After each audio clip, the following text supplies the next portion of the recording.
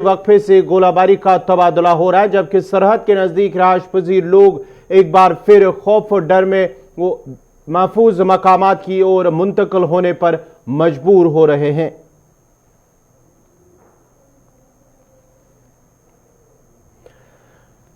पूंछ के कस्बा किरनी और शाहपुर सेक्टरों में आज सुबह एक बार फिर लगातार 3 रोज तक पूंछ के इन सेक्टरों में पाक भारत अफवाज के दरमियान गोलाबारी का तबादला हो रहा है। और साथ ही साथ राजौरी की बात करेंगे तो राजौरी में आज कई रोज तक बंदूकें खामोश रहने के बाद आज एक बार फिर कलाल और बाबाखोरी इलाके में दोनों अफवाज के दरमियान गोलाबारी का तबादला हुआ है। मजीद तफसीलात के लिए सीधा चलते हैं अपने नुमाइंदे जमशीद मलिक के पास। जमशीद, क्या कुछ ताजा तफसीलात हैं? आज सुबह से दोबारा पूंछ की बात करेंगे, लगातार 3 रोज तक गोलाबारी हो रही है और आज राजौरी में कई दिनों के बाद ही वहां पर गोलाबारी का सिलसिला शुरू हुआ।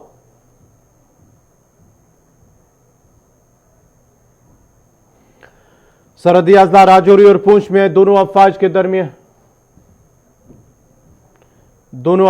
दरमियान गोलाबारी का तबादला हो रहा है। राजौरी और पूंछ में अगरचे राजौरी में कुछ रोज तक बंदूकें खामोश रही, ताहम आज एक बार फिर कलाल, बाबाखोरी और नौशहरा सेक्टरों में दोनों अफवाज के दरमियान जबरदस्त गोलाबारी का तबादला हुआ है। पूंछ के शाहपुर कस्बा और किरनी मजीद तफसीलात के लिए हमारे साथ जुड़ चुके हैं जमशीद मलिक। जमशीद, जरा अपडेट कीजिएगा कि किस तरह की सूरत हाल इस वक्त क्या है, क्योंकि दोनों अजला में गोलाबारी का तबादला हो रहा है। और इस वक्त हालात सुबह के मुकाबले में बेहतर हैं, मगर पिछले 3 दिनों से जिस तरह शाहपुर कस्बा किरनी सेक्टर में हालात काफी कशीदा बने हुए हैं, जहां लगातार आए दिनों इन दोनों अफवाज के दरमियान गोलाबारी का तबादला हो रहा है, जिससे मकामी आबादी में काफी डर व खौफ देखने को मिल रहा है। और आज वहीं राजौरी में काफी अरसा के बाद नौशहरा के कलाल और बाबाखोड़ी इलाके में भी दोनों अफवाज के दरमियान गोलाबारी का तबादला हुआ। यहाँ काफी अरसा के बाद ऐसे हालात देखने को मिला, मगर जिस तरह शाहपुर और कस्बा किरनी सेक्टर के हालात पिछले 3 दिन से लगातार यहाँ दोनों अफवाज के दरमियान गोलाबारी का तबादला हो रहा है, इससे लोगों में भी काफी डर व खौफ है, क्योंकि इस वक्त एक एहसान लोग हैं जो अपनी खेती बाड़ी के साथ साथ अपने घास कटाई के मुकम्मल करने के बाद इसको जमा करने के मसरूफ थे। और ऐसे हालात में दोनों अफवाज के दरमियान गोलाबारी होने से इन लोगों को काफी मुश्किलात का सामना करना पड़ रहा है। और पिछले 3 दिनों से लगातार शाहपुर किरनी कस्बा सेक्टर में जमशेद, जरा ये बताएगा इस हवाले से, ये जो गोलाबारी का तबादला ये सिर्फ फौजी चौकियों तक ही महदूद है या कि फिर रिहायशी इलाके इसकी जद में आए? क्योंकि ये भी खबर आ रही है कि जो है कई रिहायशी मकानों को जो है नुकसान पहुंचने की खबर इतला जो है मौसूल हो रहे हैं। आपके पास क्या तफसीलात है इस हवाले से? जी गौर, अभी तक ये जरूर कहा जा रहा है कुछ लोगों की तरफ से कि उनके घरों को नुकसान पहुंचा, मगर ऑफिशियली तौर पर इसका किसी ने तस्दीक नहीं की है। मगर जिस तरह के हालात पिछले कुछ दिनों से बने हुए हैं, इसमें काफी संगीन होते जा रहे हैं। अगर शाहपुर कस्बा किरनी की बात करें तो यहाँ तीसरे दिन भी जिस तरह फायरिंग हुई, इससे लोगों की तरफ से ये जरूर कहा जा रहा है कि उनके घरों को नुकसान पहुंचा, मगर लोगों की तरफ से जरूर कहा जा रहा है, मगर इंतजामिया की तरफ से अभी तक इसकी तस्दीक नहीं की गई है कि किसी रिहायशी घर को नुकसान पहुंचा या नहीं पहुंचा। मगर हालात जो है पिछले 3 दिन से काफी कशीदा होते जा रहे हैं। जी गौर, चलिए, बहुत बहुत शुक्रिया जमशीद मलिक आपका। ये थे जमशीद मलिक तफसीलात फराम कर रहे थे राजौरी और पूंछ अजला के मुख्तलिफ सेक्टरों में जो है पाक भारत अफवाज के दरमियान गोलाबारी का तबादला आज सुबह 9 बजे के करीब पूंछ के कस्बा किरनी सेक्टरों में और शाहपुर सेक्टर में एक बार फिर लगातार 3 रोज तक जो है दोनों अफवाज के दरमियान गोलाबारी का तबादला हो रहा है। इसके साथ ही राजौरी में आज कई दिनों तक जो है वहां पर सरहद खामोश रहने के बाद ही आज एक बार फिर दोनों अफवाज के दरमियान गोलाबारी का तबादला हुआ है। राजौरी के कलाल और बाबाखोर इलाके के साथ साथ शाहपुर सेक्टर में और नौशहरा सेक्टर में भी दोनों अफवाज के दरमियान गोलाबारी का तबादला था। हम इस हवाले से जरा से खबर मिल पा रही है कि रिहायशी इलाकों को कोई नुकसान पहुंचा है, ताहम इस हवाले से सरकारी तौर अभी इस खबर की तस्दीक होनी बाकी है। अब बात सियासत की करते हैं। जम्मू कश्मीर में डीडीसी और ज़मीनी इंतखाबात का बिगुल बजते ही सियासी जमातों की जानिब से सरगर्मियां शुरू हुई हैं, जिस दौरान पीपल्स अलायंस की जानिब से भी इंतखाबात में हिस्सा लेने का फैसला किया गया। इन इंतखाबात में अगरचे भारतीय जनता पार्टी ने पहले ही उम्मीदवारों की लिस्ट जारी कर दी है, ताहम माना जाता है कि आज फॉर्म जमा करने की आखिरी तारीख है और पीपल्स अलायंस के साथ ही साथ दीगर सियासी जमातों की तरफ से भी उम्मीदवारों की लिस्ट भी मंजराम पर आएगी। इस सिलसिले में लगातार नेशनल कॉन्फ्रेंस के हेडक्वार्टर वाक़ा नवाज सूबों में कल 2 रोज तक लगातार जो है मीटिंगों का सिलसिला जारी रहा, 2 रोज तक, और आज माना जाता है कि लिस्ट जो है वो मुश्तहर की जाती है। मजीद तफसीलात के लिए सीधा श्रीनगर तजम्मुल के साथ भी जुड़ने की कोशिश करेंगे, तफसीलात फराम करें। आज जो है सरगर्मियाँ आज भी जो है मुख्तलिफ सियासी जमा जहाँ अपनी पार्टी की जानिब से जो आज प्रेस कॉन्फ्रेंस का भी इनेकाद किया जाएगा और दीगर सियासी जमातों की जानिब से उम्मीदवारों की लिस्ट जो है मंजराम पर लाए जाएंगे। और साथ ही साथ जो है ज़िमनी इंतखाबात की अगर हम बात करेंगे, जो पंचायती इंतखाबात जो जहाँ पर ये पंचायती इंतखाब नहीं और जो खाली पड़ी असामियाँ, उनके सिलसिले में भी जो है वहाँ पर सरगर्मियाँ काफ़ी तेज हैं। जम्मू के अगर हम बात करेंगे तो जम्मू में कल जो है के शर्मा इलेक्शन कमिश्नर की सदारत में एक मीटिंग, कुल जमाती मीटिंग जो है हुई है। उसमें मुख्तलिफ सियासी जमातों को ने शिरकत की है, जहाँ उन्होंने इंतजामिया के साथ साथ हिज़्ब इक़्तिदार की जमातों को तनकीद का निशाना बनाया है।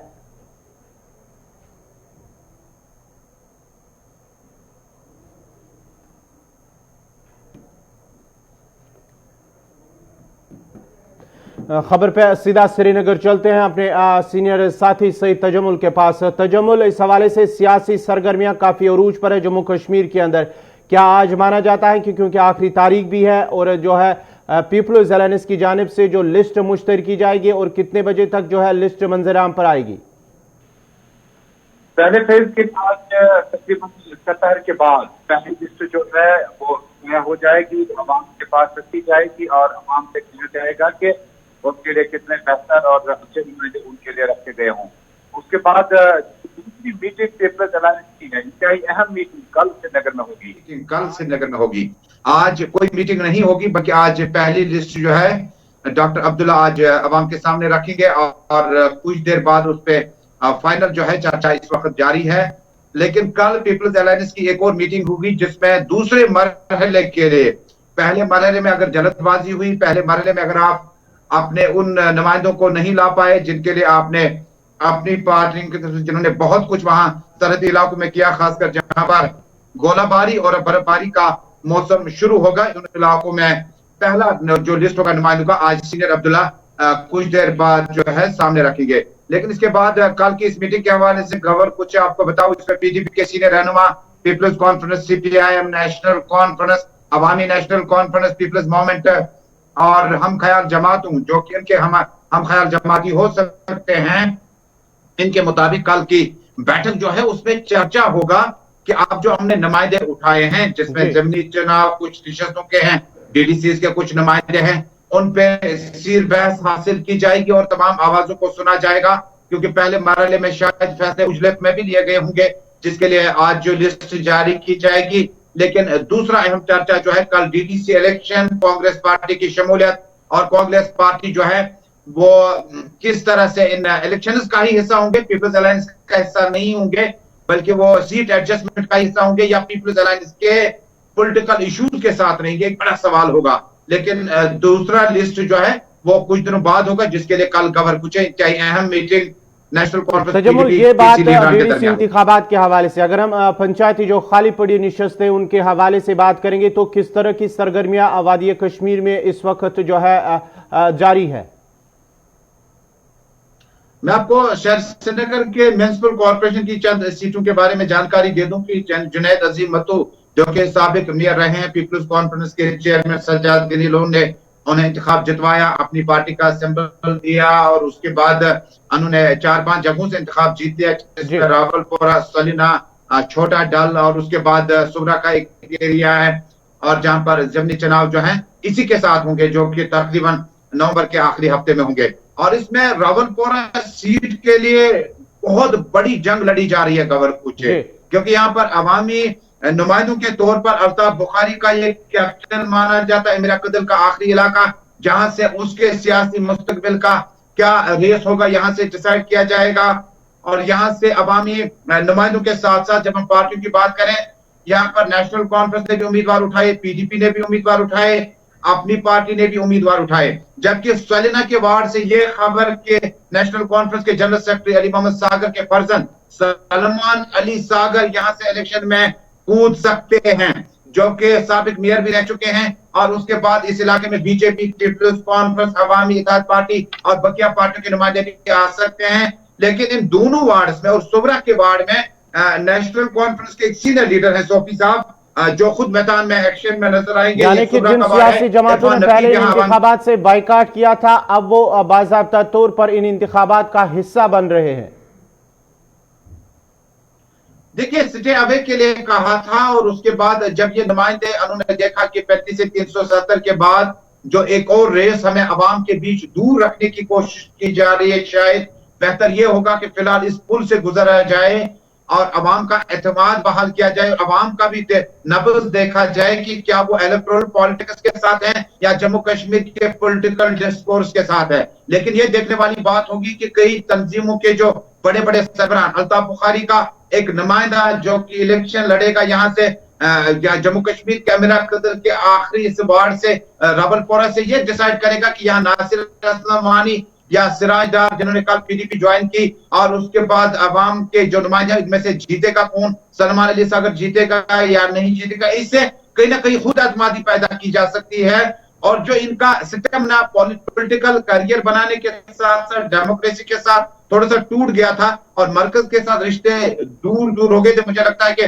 पहली सीढ़ी होगी जहां पर डीडीसी और म्युनिसिपल कॉर्पोरेशन के ज़मीनी चुनाव के नुमाइंदों की जीत के बाद इनका अपना इंफरादी एतमाद बहाल हो सकता है। 35 से 370 बाद का मामला हो सकता है। बहुत बहुत शुक्रिया सईद तजमुल आपका। ये थे सईद तजमुल श्रीनगर से तफसीलात फराम करे थे, जहां आज जो है माना जाता है कि आज final list doctor Farooq Abdullah की जानिब से इस पर हतमी फैसला आज जो लिस्ट है वो मुश्तहर की जाएगी, जारी की जाएगी। इससे पहले अगर हम बात करेंगे उसके साथ साथ ही भारतीय जनता पार्टी की जानिब से पहले ही लिस्ट मुश्तहर की गई और जो है ज़िमनी इंतखाबात जो खाली पड़ी नशस्त है उनके हवाले से भी काफ़ी सरगर्मियाँ अरूज पर है और पीडीपी, नेशनल कॉन्फ्रेंस और दीगर जमातों की जानिब से भी उस हवाले से उम्मीदवारों का ऐलान भी किया गया है। अब बात इम्तिहानात की करेंगे। जम्मू कश्मीर में 12वीं जमात के इम्तिहानात आज से शुरू हुए हैं। बाज़ाब्ता तौर पर state board of school education की तरफ से लिए जाने वाले इम्तिहान 12वीं जमात के इम्तिहान आज से बाज़ाब्ता तौर पर शुरू हो चुके हैं। इम्तिहानात में 73,569 तालिब इल्म शिरकत कर रहे हैं और इम्तिहानात के लिए 814 मराकिज भी कायम किए गए हैं। जम्मू कश्मीर में आज से बाज़ाब्ता तौर पर 12वीं जमात के इम्तिहानात जो है वो शुरू हो चुके हैं। मजीद तफसीलात के लिए श्रीनगर चलते हैं, जहां हमारे साथ जुड़ चुके हैं सीनियर साथी सईद इरफान फाजिल। इरफान, क्या कुछ तफसीलात है इस हवाले से? इम्तिहानात शुरू हो चुके हैं बाज़ाब्ता तौर पर, तो किस तरह के इंतजामात स्कूल इंतजामिया की तरफ से या बोर्ड की जानिब से उठाए गए हैं? बहुत बहुत शुक्रिया गवर साहब। जैसे कि 12वीं जमात के आज से एग्जामिनेशन जो है बोर्ड के शुरू हो चुके हैं और हम ठीक इस वक्त एग्जामिनेशन सेंटर यानी एक प्राइवेट स्कूल के एग्जामिनेशन सेंटर के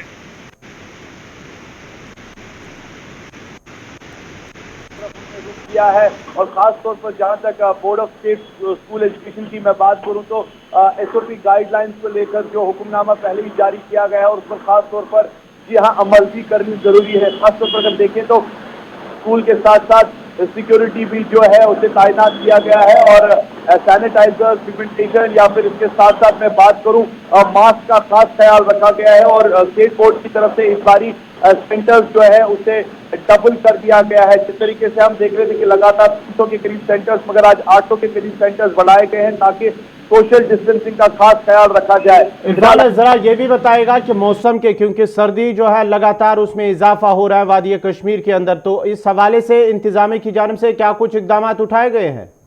देखिए कल भी हमने देखा जिस तरीके से कल क्लास 10 के एग्जाम्स का जो पहला पेपर था आपने देखा सेंटर्स पे बाज़ाब्ता तौर पर जो है heating arrangement Jammu Kashmir state board या फिर स्कूल की तरफ से रखे गए हैं क्योंकि ठंड काफी ज्यादा सुबह शाम बढ़ती है और फिलहाल अगर देखा जाए तो सर्दियों के मौसम में एग्जाम देने के लिए हीटिंग अरेंजमेंट या खुसूसन अगर देखें तो साफ सफाई का खास ख्याल रखा गया है।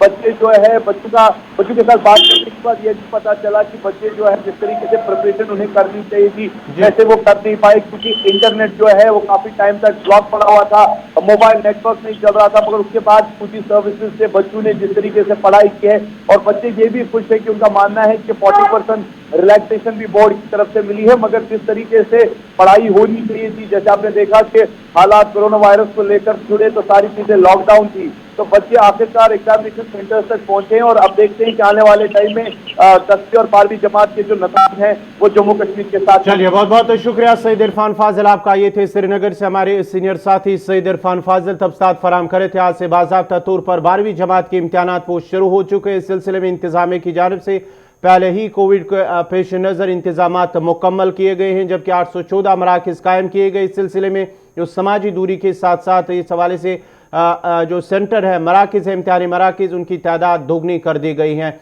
जबकि कोविड-19 के पेश नज़र मास्क और सैनिटाइज़र का भरपूर इस्तेमाल भी किया जा रहा है और सर्दी को मद्देनज़र रखते हुए हीटिंग अरेंजमेंट्स भी किए गए हैं। अगरचे कई इलाकों से इस हवाले से शिकायत वालिदैन की जानिब से आ रही है कि माकूल इंतजामात नहीं है। 10वीं जमात के तालिब इल्म जो जिनका एग्ज़ाम जो इम्तिहान चल रहा है, उस हवाले से वालिदैन ने शिकायत की है कि इम्तिहानी मराकज़ में माकूल इंतजामात नहीं है। ताहम इंतजामिया का कहना है कि जितने भी मरकज़ कायम किए गए हैं उनमें माकूल इंतजामात किए गए हैं। अब ज़रा बात आलमी वबा कोरोना वायरस की करते। आलमी वबा कोरोना वायरस का कहर जारी है और दुनिया भर में अब तक 5 करोड़ से ज़्यादा अफराद कोरोना मुतासर हुए हैं, जबकि 12,70,000 से ज़्यादा मुतासरीन की मौत भी हुई है। पिछले 24 घंटों के दौरान मुल्क भर में कोरोना वायरस के 47,905 नए मस्बत मामले सामने आए हैं, जबकि वायरस से मजीद 550 अफराद की मौत वाक़या हुई है, जिसके साथ ही मुल्क भर में कोरोना वायरस से मुतासरीन की तादाद 86,83,917 पहुँच गई है, जबकि वायरस से मरने वालों की तादाद 1,28,121 पहुँच गई है। जम्मू कश्मीर में कोरोना वायरस मरीजों की मजमूई तादाद 1 लाख का हिस्सा पार करके 1,351 पहुँच गई है, जिनमें 39,849 जम्मू, जबकि कश्मीर सूबे से मुतासरीन की तादाद 60,502 हो गई है।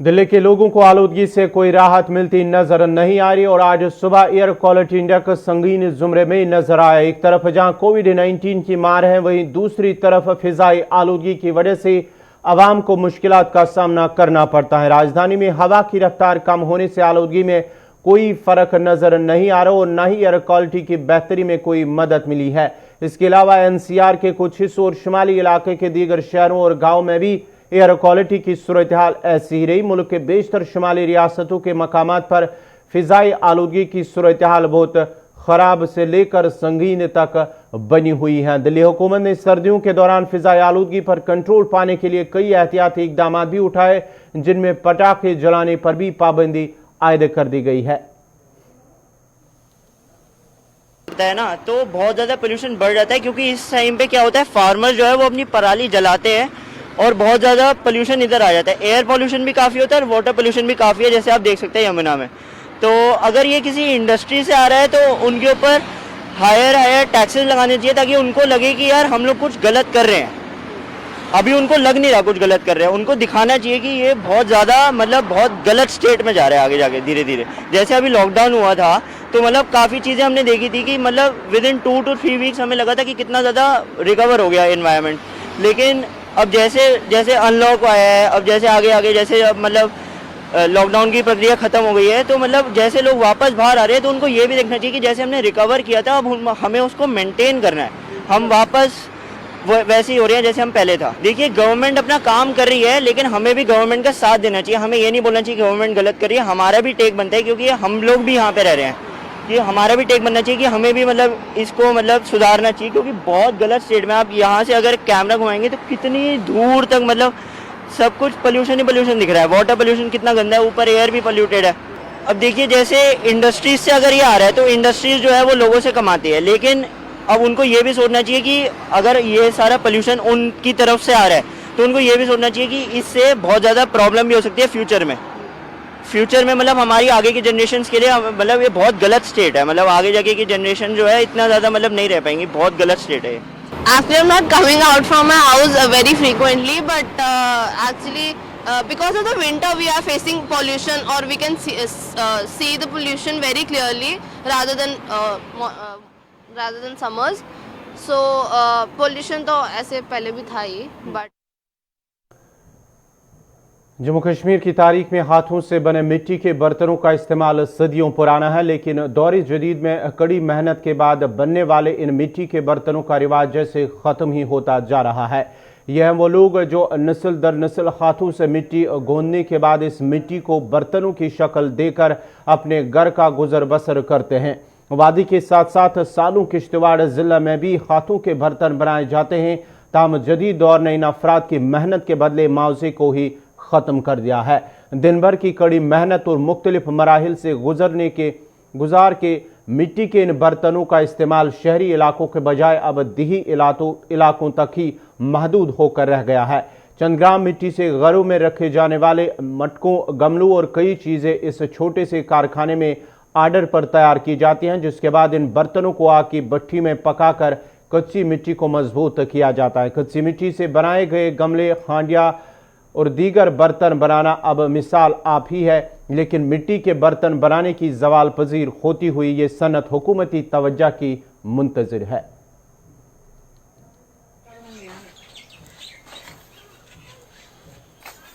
मैं बचपन से ये काम करता है। आज तो ये कुछ हालात नहीं ठीक है। आज ये बर्तन की बनाते हम, कुछ सहूलियत नहीं गवर्नमेंट ने हमने दिया। ये जो बर्तन बनाने का काम था मिट्टी वाला, तो कितनी फैमिलीज यहाँ पर ये काम कर रही है? इतनी फैमिली है 40-50। कितने लोग? आज एक बंदे है काम का डिमांड है इधर। तो आप खुद बेचते हो या दुकानदारों को हम बेचते हैं, उनकी खुला डिमांड रहती है इधर। ये बोलते हम इससे काम नहीं करिए, मिट्टी का काम, बर्तन कपड़े जाते खराब। ये नौजवान लड़के हैं जो बोलते हम नहीं ये काम करूँगा। नहीं, सरकार से कोई स्कीम ने हमको दिया। जो सहूलत देगा सरकार वो हमको ले सकता है। मुस्तबिल चाहते नहीं लड़के आजकल इस जमाने में। किश्तवाड़ में जो ये मिट्टी के बर्तन की कला है, ये कुछ परिवारों तक सीमित थी, लेकिन अब ये एक ही परिवार तक सीमित है, जिनका ये कहना था कि जो 40 परिवार करीब पहले इस काम में जुटे थे, अब वही खाली इस काम में जुटे हैं। तो कहीं ना कहीं सरकार को ये सोचना पड़ेगा कि जब प्रधानमंत्री की तरफ से आत्मनिर्भरता का एक नारा दिया गया है, तो इस तरह की जो कला है कहीं लुप्त ना हो जाए। इसके लिए सरकार को कोई ठोस कदम उठाने की बहुत ज़रूरत है। कैमरामैन रिजवान के साथ अजय शान, गुलिस्तान न्यूज़, किश्तवाड़। वादी के नौजवान खिलाड़ियों में भरपूर टैलेंट मौजूद होने की बात करते हुए क्रिकेटर परवेज रसूल ने कहा कि वादी में नौजवान खिलाड़ियों में खेल कूद के तय भरपूर सलाहियत है, ताहम बुनियादी सहूलियात को मजीद बेहतर बनाने की ज़रूरत है। इन बातों का इजहार उन्होंने शुमाली कश्मीर के बारामूला में हमारे नुमाइंदे इरशाद अहमद भट्ट के साथ किया। नहीं, बहुत अच्छा लग रहा है यार। नॉर्थ कश्मीर में मैं काफ़ी आता रहता हूँ। अभी रिसेंटली WPL में भी मैं आया, वर्ल्ड प्रीमियर लीग में भी आया। सबसे इम्पोर्टेंट चीज़ जो मुझे लग रही है नॉर्थ कश्मीर में, यहाँ के ब्यूटीफुल ग्राउंड्स है। ग्राउंड फैसिलिटी यहाँ पे सबसे मुझे लग रहा है पूरे JNK में जितने ब्यूटीफुल ग्राउंड्स नॉर्थ कश्मीर में हैं उतने कहीं नहीं है। तो टैलेंट की बात करेंगे, टैलेंट आपको अगर आप देखेंगे नॉर्थ कश्मीर से लास्ट ईयर कितने लड़के मतलब स्टेट के लिए खेले, उसमें सबसे इम्पोर्टेंट चीज़ है कि हमारा जो आकिब एक लड़का है बारामूला का, पहले मैच में रणजी में उसने 5 विकेट्स लिए, मतलब 5 विकेट हॉल रणजी ट्रॉफी में लेना बहुत बड़ी बात होती है। और उसमें ऑलराउंड परफॉर्मेंस बड़े अच्छे, मतलब मैन ऑफ द मैच रहे, रणजी में मैन ऑफ द मैच थे। और मंजर एक लड़का है सोपोर का, वो स्टेट के लिए खेला। लेफ्ट आर्म स्पिनर हमारे एक I don't know his name, मतलब एक लेफ्ट आर्म स्पिनर खेले। मुझे लग रहा है कि आने वाले टाइम में और अच्छे लड़के आएंगे बारामूला से। यहाँ पे अगर देखा जाए इंफ्रास्ट्रक्चर की कमी है यहाँ पे ज़िले बारामूला में। क्या लगता है, क्या ये ज़िला इंतज़ाम है कि आपको लापरवाही लगती है? क्योंकि यहाँ पे अगर देखा जाए यूथ जो है ज़्यादातर इन्वॉल्व होते हैं ड्रग्स में, कारण यही है यहाँ पे जो इंफ्रास्ट्रक्चर के साथ साथ जो यहाँ पे फैसिलिटी नहीं दी जा रही है। नहीं, मुझे लग रहा है कि सबसे इम्पोर्टेंट चीज़ है कि पिछले 2 साल में अगर आप देखेंगे थोड़ा बहुत इंफ्रास्ट्रक्चर बिल्डअप हो रहा है, थोड़ा बहुत हो रहा है, बट और होने की ज़रूरत है। बट इसमें एक ही चीज़ हम कहेंगे कि 2 साल से थोड़ा अनफॉर्चुनेट यहाँ के हालात रहे। मुझे लग रहा है टूर्नामेंट इस साल बड़े हुए, अगर आप देखेंगे कंपैरिजन टू बाकी साल कोविड की वजह से भी। मुझे लग रहा है कि जो आज लड़कों में जोश है, अगर आप देखेंगे पूरे JNK में, अगर आप क्रिकेट मुझे लग रहा है सबसे ज़्यादा इसी साल खेली जा रही थी। अगर कोविड भी थी, अगर आप अभी रिसेंटली इंटरनेट पे एक वायरल पिक्चर हुई पुलवामा या शोपियान की, मुझे लग रहा है 10-20 हज़ार लोग मैच देख रहे थे कि इस कोविड में भी। मुझे लग रहा है रहा है कि इसमें एक ही वजह ये है कि अब लड़के रिकॉग्नाइज हो रहे हैं बाकी डिस्ट्रिक्ट से भी लड़के स्टेट को रिप्रेजेंट कर रहे हैं और वहाँ पे अच्छा कर रहे हैं। अगर आप बारामूला की बात करेंगे, कुपवारा की करेंगे, कश्तवाड़, भद्रवाह की करेंगे, पीर पंचाल, चिनाब वैली की बात करेंगे, पुलवामा, शुपियान की बात करेंगे, लड़के रिप्रेजेंट हो रहे हैं स्टेट टीम में, जो अच्छे टैलेंटेड लड़के हैं। मुझे लग रहा है वो आपको दिख रहा है। इसी के साथ ही अभी तक का उर्दू खबरनामा इख्तिताम पजीर हुआ। चाहता है अपने मेज़बान गौहर कुचे को इजाज़त दीजिए। अल्लाह हाफ़िज़।